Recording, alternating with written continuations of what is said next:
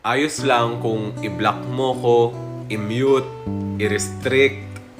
Umarte ka na para akong hangin, walang buhay. Magsinungaling ka, sisihin mo ko sa lahat ng nangyari sa ating dalawa.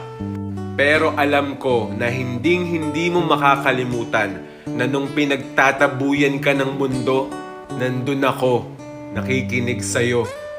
Nung mga panahong hindi ka kamahal-mahal, ako yung taong pinili kang mahalin.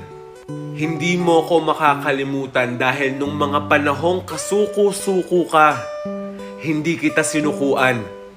Kaya ayos lang, ibahin mo yung kwento.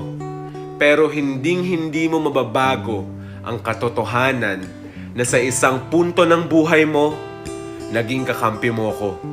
Gets mo? Pinatawad na kita dahil minahal kita.